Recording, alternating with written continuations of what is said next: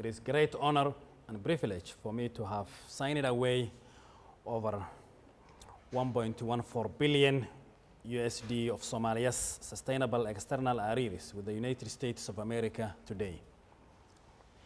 This historic and special action follows a near a decade strenuous yet successful economic reform processes undertaken by various Somali governments, which resulted in Somalia achieving the epic completion point on December 13, 2023.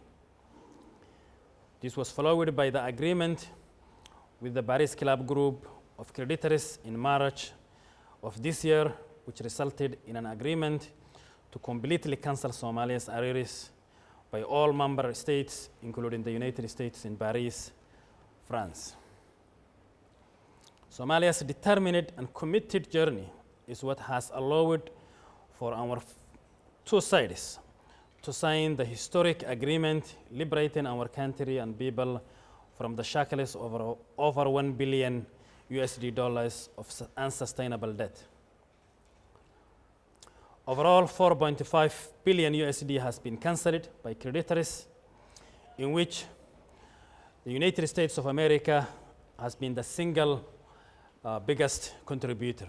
So we're very grateful for that generosity. And we are engaged in good faith with other creditors to finalize the remaining portions of our debt.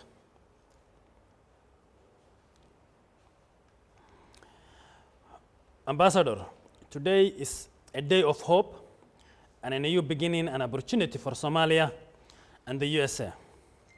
The debt relief process demonstrated the absolute commitment of the American government and people to support us in our ambitions to transform Somalia's economic future. We will never forget this and take for granted and use this opportunity as a springboard to leapfrog toward sustainable development in partnership with the United States of America and all our other valuable partners. The Somali government's economic reform program success continues under the new 3-year IMF program. This is allowing us to diligently build on our past successes in further rising domestic revenue, strengthening public financial management, driving expenditure efficiencies, and enhancing good governance and deepening financial sector reforms. All these, coupled with our government's commitment to creating a more conducive investment environment for private sector-led growth and opportunities, are anchors for the economic development we aspire to. At a wider national level, the Somali government is bravely engaged in fighting international terrorism, addressing the devastating impact of climate change, and working tirelessly to provide basic public services like education and health to its resilient people. The official debt clearance from the United States government and the important USAID programs and the other bilateral support that actually encompasses on different aspects that are operational in our country today will truly help to support our government's efforts in building a better future for our truly resilient people. In conclusion, I want to say over 1 billion thanks to the government and people of the United States of America for being a fantastic development partners in Somalia. We are truly and most sincerely grateful.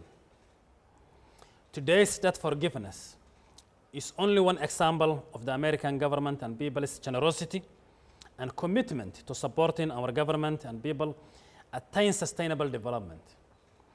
We are proud of and are grateful for our two sides' strong partnership and purposeful collaboration for progress and prosperity.